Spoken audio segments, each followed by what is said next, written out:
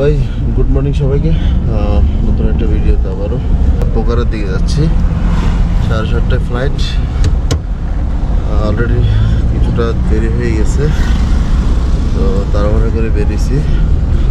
রাস্তা করতে পারিনি, আশা করতেছি কোথাও করে নিব। তো সিটির কালকে অভিজ্ঞতাটা সবাই দেখলেন, আমার সাথে যে ছিল ওখানে আছে, আমি জাস্ট চলে যাচ্ছি।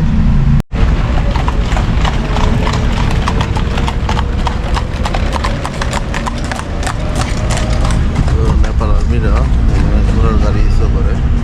যাই হোক, 45 মিনিট আছে, দেখা যাক। আশা করতেছি সমস্যা হবে না, কাছেই চলে আসছি। তো ভাই বোর্ডিং নিয়ে নিলাম, এখন পোখারার দিকে যাচ্ছি। আবারও চেক ইন হচ্ছে এখানে। পোখারা নেপালের সবচেয়ে আকর্ষণীয় একটা জায়গা সবাই বলে। তো এখন সিরিয়াল আছে বোর্ডিংয়ের। ফ্লাইট অলরেডি লেট, তারপরে যাই না কি হয় দেখি।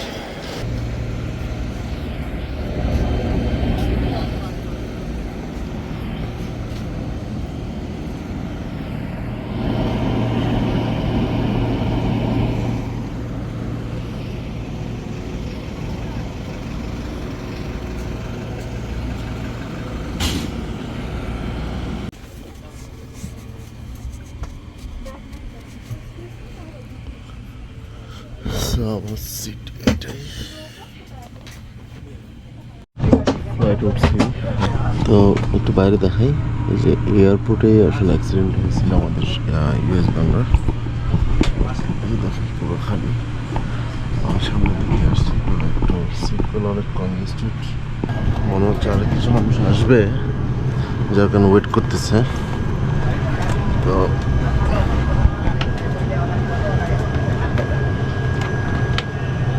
অলরেডি ইঞ্জিন স্টার্ট করে দিছে, মানুষজনের খবর নেই।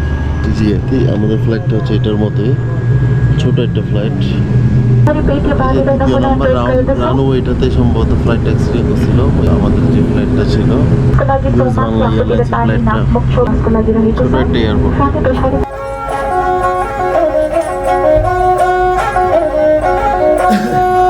Costa Volan bawa mafoni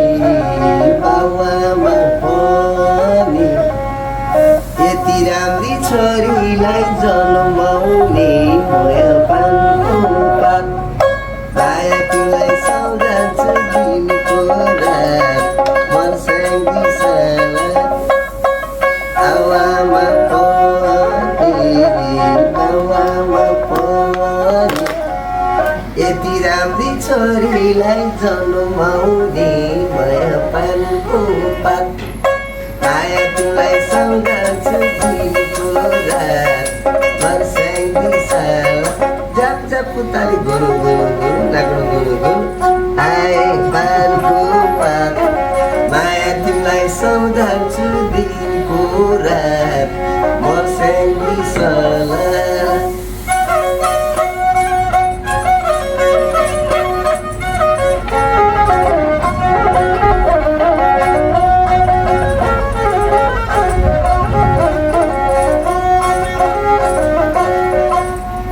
This song in the Begnas Lake is very old song for that, you know, very old.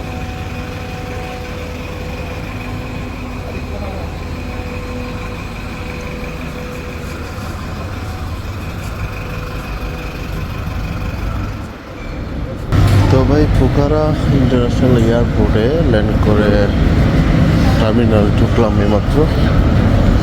তো যেটা দেখতেছি হচ্ছে ব্যাগেজ প্লেন, বাট আমার তো কোনো ব্যাগেজ নাই, আমি সোজা বাইরে চলে যাব।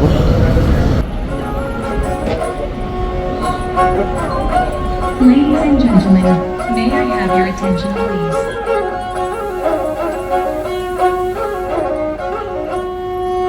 इन्डियाबाट आएको माया बेगनास्थलमा देखेको झन् माया मोया पानको पात माया तुलाई सौगाछु दिनको रात তো নতুন এয়ারপোর্ট, পুরান এয়ারপোর্টটা আরো ভিতরে সিটির দিকে, তো একটু দূরে নতুন এয়ারপোর্টটা।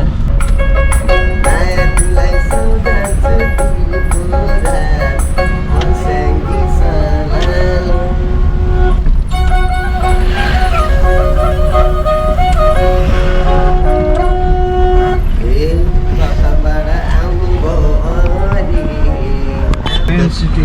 Main city. এই যে মোড়টা দেখেন, এখান থেকে এই রোডটা দিয়ে হচ্ছে ভুটান যাই, মানে ভুটানের রাস্তা। আর মানে ভুটান যাওয়া মানে হচ্ছে যে মানে ইন্ডিয়া যাওয়া ভুটান যাওয়া সেম জিনিস। ইন্ডিয়া ক্রস করে ভুটান যাইতে হয়। जाता है ये रास्ता, हाईवे रास्ता है। নেপাল। हाँ, नेपाल मेन है। আচ্ছা, সেটা হচ্ছে 0 পয়েন্ট। হ্যাঁ, মানে পোখারা 0 পয়েন্ট, মূল সিটিতে আছে এখন, একদম 0 পয়েন্টে। তো এই 0 পয়েন্ট থেকেই আবার চারিদিকে মুভ করা যায় নেপালের বিভিন্ন, মানে যেগুলো দূরে দূরে ডিস্ট্রিক্ট টাইপের ইয়ে আছে ওগুলোতে মুভ করা যায়। তো আরেকটা জিনিস জানলাম, যেটা হচ্ছে পোখারা মানে হচ্ছে একটা পন্ড, মানে পন্ড মানে পুকুর বোঝাইছে আর কি, যেটা মানে ওরা বলতেছে পুকুর। তো পোখারা মিনিংটা হচ্ছে নর্মালি পোখারা এটা পুকুর, পুকুর হিসেবে চিনে। এটা অবশ্য পোখারা নেপালে হচ্ছে সবচেয়ে সেকেন্ড লার্জেস্ট সিটি, মানে থামেলের পরে। থামেল বলতে যেটা কাঠমান্ডুর পর হচ্ছে পোখারা। মানে বোঝানো আছে অনেক কিছুই, মোটামুটি শান্ত পরিবেশ, এমনিতে হাঁটা যাবে। মনে হচ্ছে যে এখানে বেশ কয়েকদিন যদি এখানে হেঁটে হেঁটে ঘুরে ঘুরে বেড়ায়, তারপর আপনার অনেক ভালো লাগবে, থেকে যেতে ইচ্ছে করবে। जैसे दिल्ली का बस मिलता है। দিল্লিকে বাস নিতে আছে। हाँ, इधर से। এখানে দিল্লির বাস পাওয়া যায়। দিল্লি বলতে ডাইরেক্টলি যেটা ইন্ডিয়াতে, যে ভুটান যেতে হলে যে রুটটা দেখাইছি ওটা দিয়েই যাবে। তো ইন্ডিয়াতে ঢুকে ডানা চলে যাবে।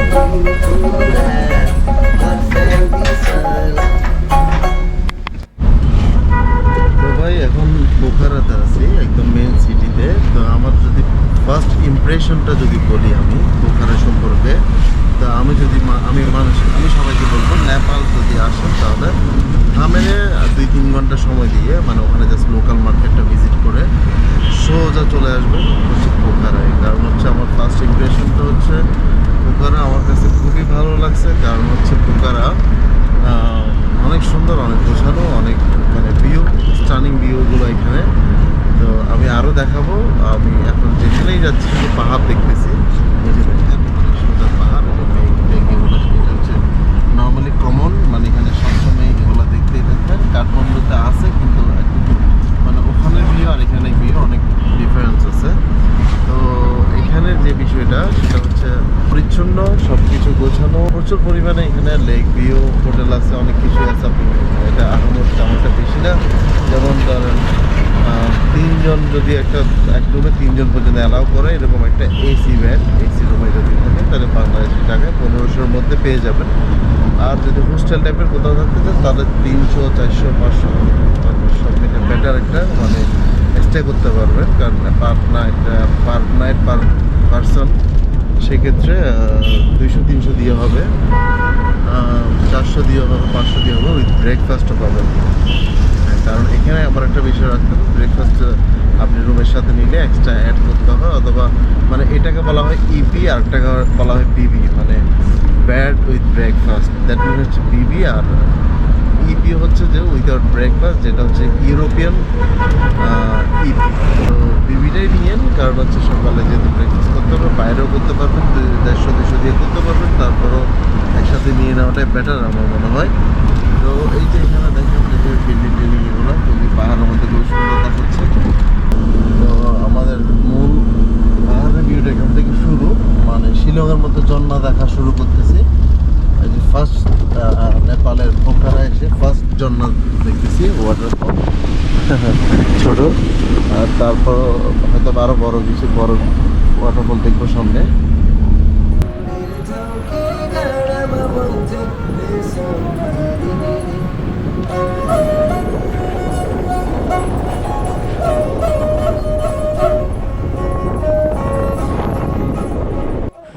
যে জায়গাটাতে আসছি এখন, এটা হচ্ছে স্টুম্পা না কি জানি বলে। যাই হোক, প্রায় 10 মিনিট সিঁড়ি দিয়ে উঠতে হবে, এই সিঁড়িগুলো দিয়ে সোজা উঠতে হবে।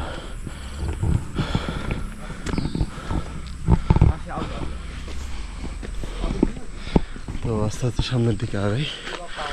10 মিনিট হাঁটতে হবে এই রাস্তা দিয়ে, সিঁড়ি সবগুলো স্টেপস। এখানে ওঠার সময় এরকম অনেকগুলো হ্যান্ডিক্রাফটের দোকান আছে। যাদের হার্ট দুর্বল তাদের জন্য অনেক প্রবলেম এখানে ওঠা। 10 মিনিট দাঁড়িয়ে হাঁটতে হবে।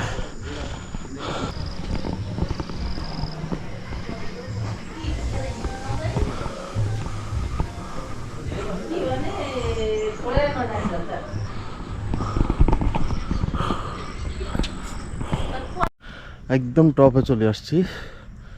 তো টপে এসে এই যে মন্দিরটা দেখতেছি, একদম টপ থেকে দেখা যাচ্ছে। তবে টপে শুধু মন্দিরই আছে, এছাড়া আর তেমন একটা ভিউ দেখার জন্য অপশন হচ্ছে নিচের স্টেপে। এখন টপ ভিউটা দেখেই নিচে চলে যাব, অনেক উপর উঠে আসছি।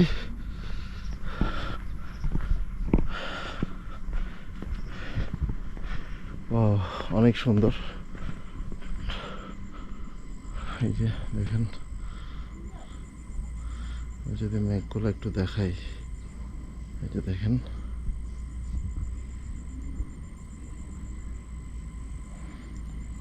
এই যে লেক। এটা আসলে মোবাইলে কিংবা ভিডিওতে দেখার বিষয় না, প্র্যাকটিক্যালি আসলে বোঝা যেত মানে কতটা ভালো লাগতো এখানে।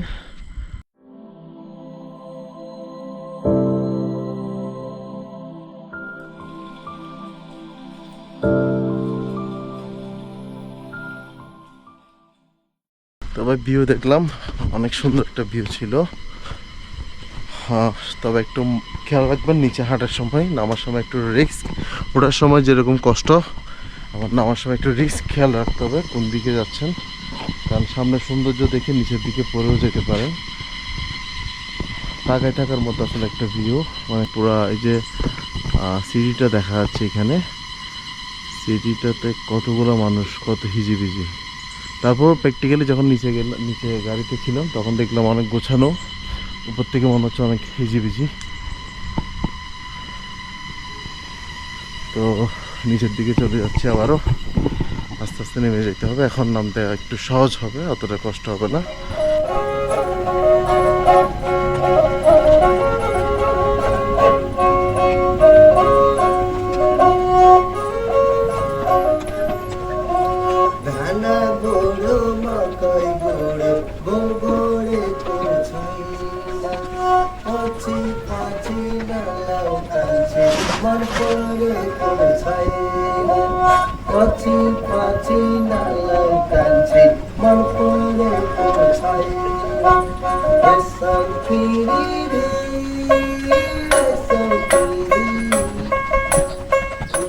তো এই জায়গাটাতে ওঠা এবং নামার ক্ষেত্রে আমার একটা পরামর্শ হচ্ছে, আমি অলমোস্ট নেমে গেছি দেখেন।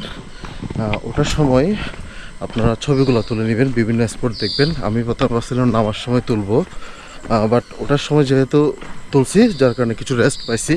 যেহেতু 10 মিনিট একটা হাঁটতে হবে, তা না করে আপনারা কিছু জায়গায় থামবেন, কিছু জায়গায় ছবি নেবেন, নামার সময় ডাইরেক্ট নেমে যাবেন আমার মতো।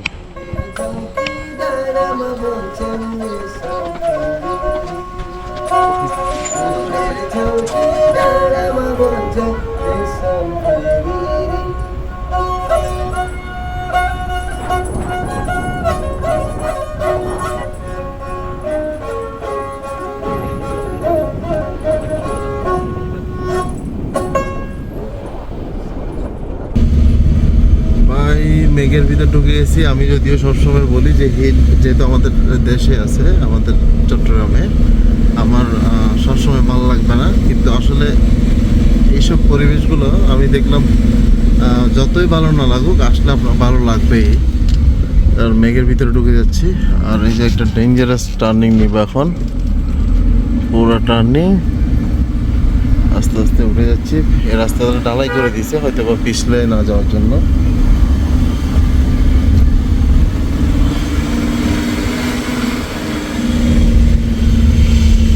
যারা হচ্ছে ট্রেকিংয়ে যায় মানে হাইকিং করতে যায় মানে বিভিন্ন পাহাড়ে, তারা এই সব হোটেলগুলোতে এসে স্টে করে, তারপর এখান থেকে মুভ করে। তো এখনকার ভিউটা হচ্ছে আবার ভিন্ন রকম, পুরো মেঘের উপর থেকে। এটা হচ্ছে পেওয়া লেক পুরোটা। এই যে লেকটা দেখেন, আমার হোটেলটা হচ্ছে এখানে লেকের পাশেই। আর এই যে লেকের পেওয়া লেকের পানি মূলত এই পাশ থেকে আসে, মানে এগুলো ছোটোখাটো নদীর মতো। এগুলো পাহাড় থেকে ঝর্ণা থেকে শুরু করে এই লেকগুলোতে, এই লেকটাতে আসে। এই পেওয়া লেকটা আসলে এখানকার পপুলার, মানে পেওয়া লেকের কারণেই আসলে এখানকার এই যে পোখারাটা, এই চারদিকে পেওয়া লেকটা আছে। আর এখানে যদি ঘরগুলো দেখাই, মানে এখানে লোকালরা থাকে সম্ভবত, এগুলো হোটেল টোটেল না, দেখে মনে হচ্ছে লোকালদের ঘর এরকমই হবে। তো যে দেখেন এদের ঘরে এখান থেকে দেখা যাচ্ছে। আর এটা হচ্ছে পুরো সিটিটা, এখান থেকে আবারও দেখা যাচ্ছে একদম একটা বলের মতো। আসলে এখানে যেহেতু চারদিকে পাহাড় পর্বত, সো এরকমই হবে, বলের মতোই হয় সব কিছু।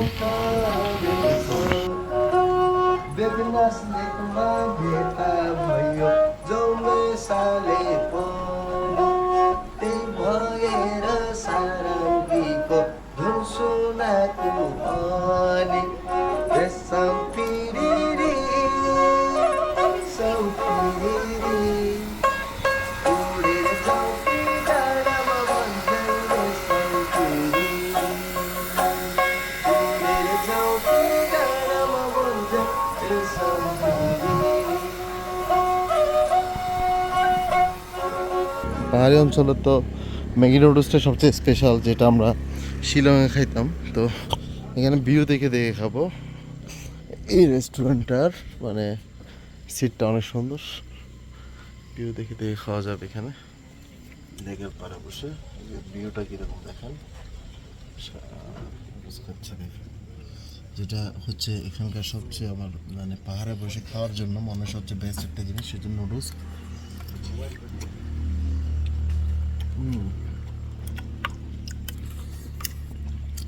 অনেক ঝাল কিন্তু মজা হয়েছে অনেক।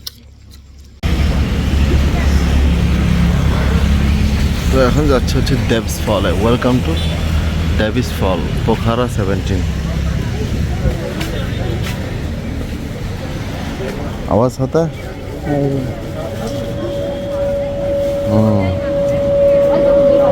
कैसे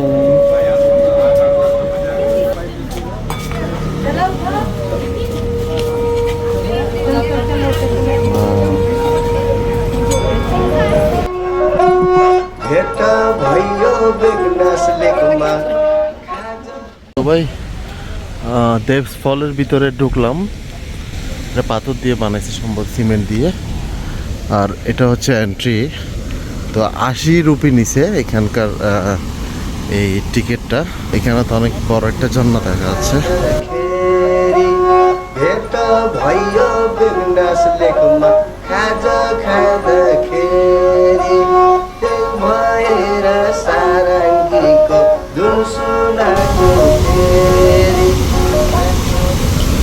এখানে একটু সাবধানে হাঁটতে হবে, মনে হচ্ছে পিছলা টাইপের।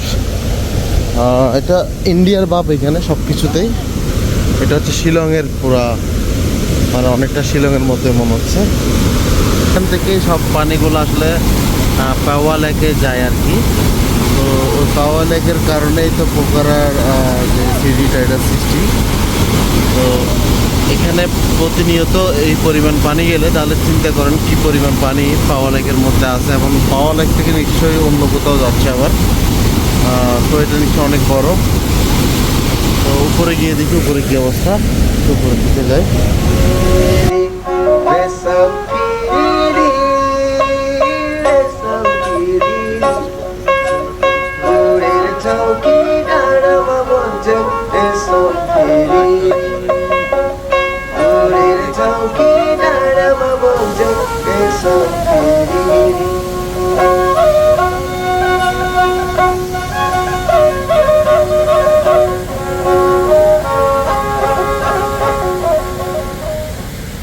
নাকি এই গুহার মধ্যে চলে যায়, এবং এই গুহার মধ্যে কোথায় যায় এটা ওরা আসলে নিজেরাও জানে না। এটা একটা গুহা, বাট ওরা এটা এখনো ডিসকভার করতে পারে নাই এর ভিতরে কি। তো এই জায়গায় দিয়ে শুধু এই পরিমাণ পানি যাচ্ছে, কিন্তু পানিগুলো কোথায় যাচ্ছে এটার কোনো এখনো পর্যন্ত নাকি ওরা জানে না, যার কারণে এটাকে দেব ফলস বলে। তো এটার আরেকটা কাহিনী জানলাম, যেটা হচ্ছে আমি ভাবছিলাম যে পানিগুলা এই যে দেব ফলের এই পানিগুলা সম্পর্কে পাওয়া লেগে যায়, কিন্তু অ্যাকচুয়ালি পরে দেখলাম যে পানিগুলো অ্যাকচুয়ালি পুরো লেকের মধ্যে যায় না। এটাকে দেব ফল বলার একটাই কারণ, কোনো এক সময় নাকি একটা ঘোড়া আসছিল এখানে, তো ওই ঘোড়াটা এই এই মানে গুহার মধ্যে পড়ে গেছিলো, মানে গুহা বলতে এই জায়গায় পড়ে গেছিলো। তো ও যে ওখানে এই জায়গাতেই গেছে, আর কোনো হদিস মিলে নেই যে কোথায় গেছে ঘোড়াটা, মানে এখানে লোকালরা বললো আর কি এই জিনিসটা আমাকে। আর হচ্ছে এই ঘোড়া যে গেছে, এই যে একটা মানে এই জায়গাটা মানে গ্যাপ হয়ে গেছে, যেটা একটা গুহার মতো হয়ে গেছে। তো এদিক দিয়ে যে পানি যাওয়া শুরু করছে, এই পানিও কোথায় যায় এটা কোনো দিকে বের হয় নাই। এই পানি কোথায় যায় এটা ওরা জানে না এখনো পর্যন্ত। জাস্ট এটা সম্পর্কে আরও হয়তো বা গুগলে জানতে হবে এটার মূল কাহিনী কি, তবে এখানকার লোকালরা এটাই বলতেছে আর কি।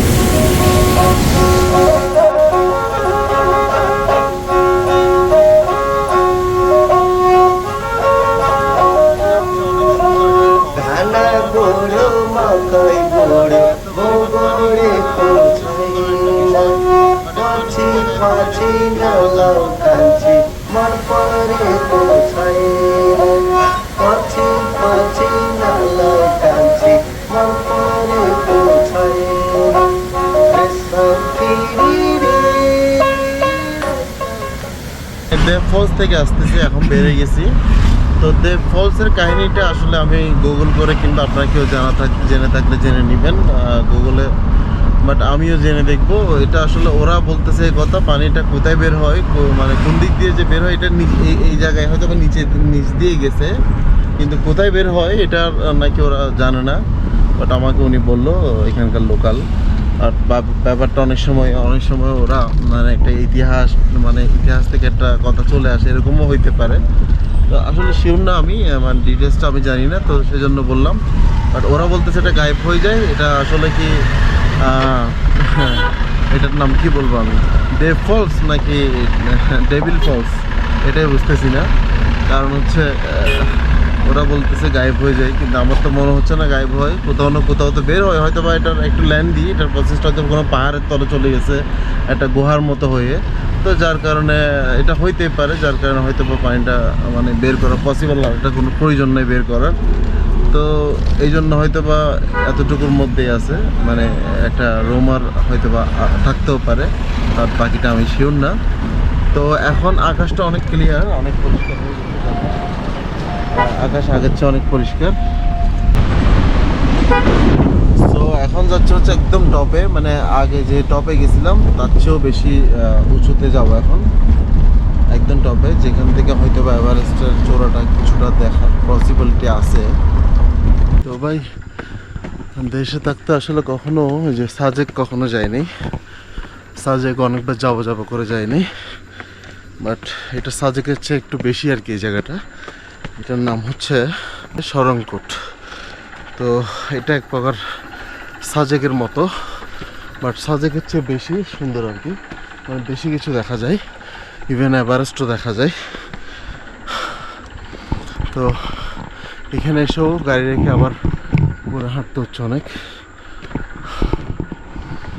তো এখানে স্ট্রং না হলে এখানে প্রত্যেকটা জায়গায় ভিউগুলো দেখার জন্য একটু পর হাঁটতে হবে। এখানে হাঁটাটা অনেক চ্যালেঞ্জিং একটা বিষয়।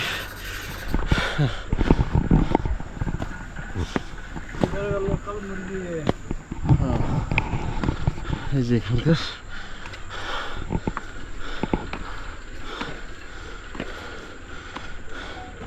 এখানকার লোকাল মুরগি, জংলি মুরগি আর কি যেটাকে বলে।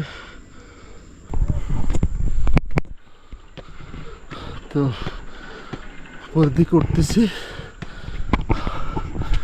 এখনো দেখেন আমার পিছনে অনেক খাড়া এই সিঁড়িটা, এর আগেও সিঁড়িতে উঠছিলাম বাট অতটা খারাপ ছিল না। এখানে কথা বলতে কষ্ট হচ্ছে, বাট সিনটা সব বলে দিচ্ছে, যে সিনটা এখান থেকে দেখতেছি সব বলে যাচ্ছে। এই জিনিস দেখা যাচ্ছে ছোট করে অল্প করে দেখাচ্ছে হিমালয়, তো আমারটা দেখতে পাচ্ছি না দুর্ভাগ্যবশত। তো দেখাই তারপরে যতটুকু দেখা যাচ্ছে। ওই যে দেখেন এটাই হচ্ছে হিমালয়। আর হিমালয়ের মূল বেসটা হচ্ছে অ্যাকচুয়ালি চায়নাতে গিয়ে বসে তিব্বত, ওই পাশে হচ্ছে তিব্বত আর এই পাশে হচ্ছে মানে নেপাল আর কি। এই যে দেখেন মেঘগুলো মুভ করতেছে, খুবই সুন্দর লাগতেছে। এই যে দেখেন যতটুক জম দিয়ে করা যাচ্ছে, এটাই হচ্ছে পুরোটা হিমালয়। ওই যে দেখেন এখানে যে বরফগুলো এই যে পড়তেছে মানে ঝর্ণার মতো, ওগুলো সব বরফ হয়ে আছে দেখেন। এই যে এখানেও আছে, এই যে এখানে দেখাচ্ছি, এই যে দেখেন পুরোটাই এগুলো, ওই যেগুলো দেখতেছেন ওগুলো কিন্তু মেঘ না, মেঘ হচ্ছে এগুলো। আর ওই যে ওখানে যেগুলো জমা আছে ওগুলো হচ্ছে বরফ সব।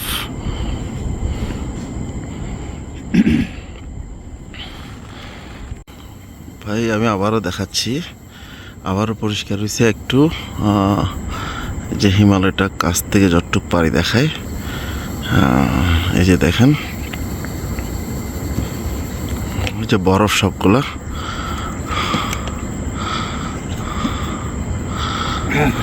তারপর হচ্ছে এদিকে দেখাই, এই যে এই জিনিসটা বেশি সুন্দর, অনেক টপের মধ্যে আছে।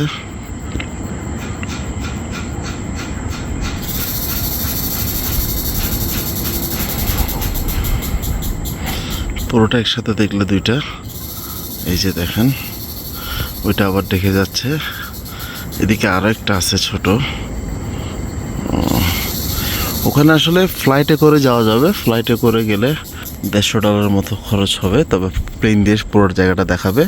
আর যদি হেলিকপ্টারে যান তবে মনে হয় $700, $800, $600, $500 এরকম ডলার নিতে পারে, বিভিন্ন রকম নেয়, সেটা 1 ঘন্টা আধা ঘন্টা ডিপেন্ড করে সম্ভবত। আর ব্যাপারটা হচ্ছে ওখানে এক্সপেন্সিভ হেলিকপ্টারে, কারণ হচ্ছে হেলিকপ্টার ওখানের বিভিন্ন জায়গায় ফাঁকে ফাঁকে স্পট আছে যেগুলোতে দাঁড়ানো যায়, ওখানে আপনি লাইভ দাঁড়াইতে পারবেন হিমালয়ের উপরে। তো এই ফিলিংসটা নেওয়ার জন্য অনেকেই যায় হেলিকপ্টারে, তবে এক্সপেন্সিভ অনেক। এই যে দেখেন এই পাশটা মেঘগুলো যাচ্ছে।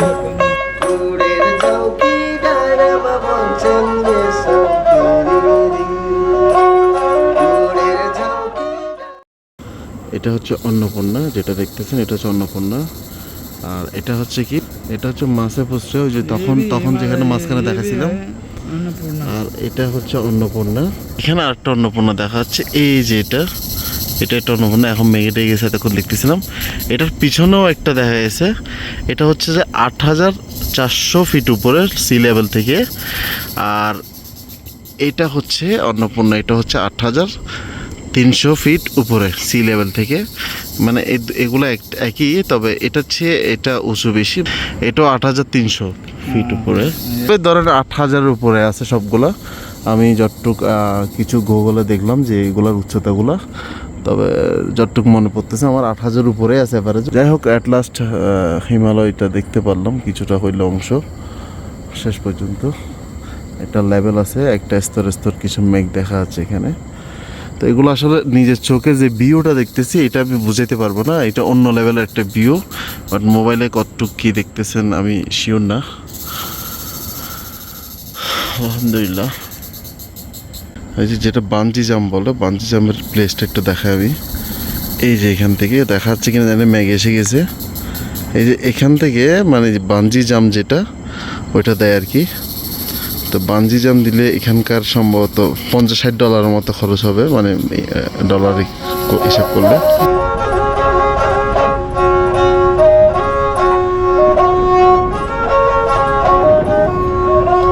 ধানা গোড়ো মাকাই গোড়ো গোড়ে কোছাই না পাছি পাছি নালাও কাঞ্চি মন পরে কোছাই না পাছি পাছি নালাও কাঞ্চি মন পরে কোছাই রে সকিরি রে সকিরি উড়ের চৌকি ডারা বাবা চন্দে সব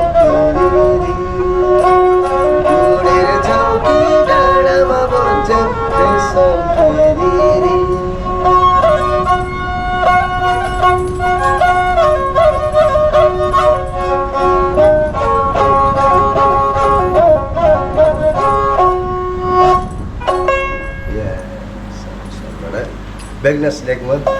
First time request गरेको राम्रो एउटा घुम्नु मजा आयो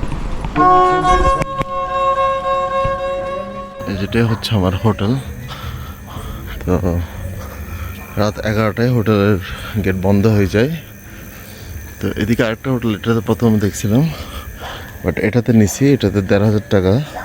1,500 টাকা মানে বাংলা টাকায় কত 1,000-1,200 হবে, প্লাস ব্রেকফাস্ট সহ। তো হোটেলটা থেকে ভিউটা অনেক ভালো। ঢুকে যায় রুমে,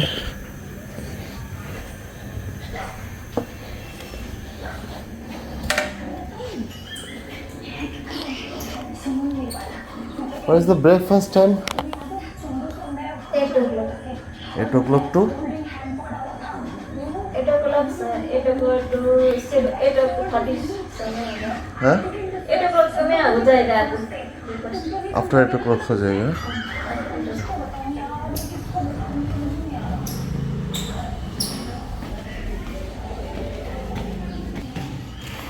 তো এখানে রুমের লাইটটা সব বন্ধ রাখে। ওই দিনে দেখলাম কাঠমান্ডুতে সেম অবস্থা। এখানে শুধুমাত্র রুমের লাইটটাই জ্বলে যার যার রুমে, আর সব কিছু দেখতেছি বন্ধ। এদিকে আরও হোটেল আছে, এটা হচ্ছে রোড, এটা ওই হোটেলটা যেটা আমি দেখেছিলাম। কারণটা হচ্ছে লবির রেট সবসময় এরা বন্ধ রাখে।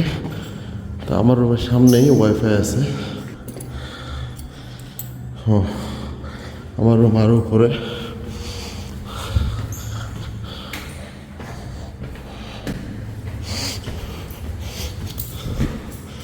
এই তো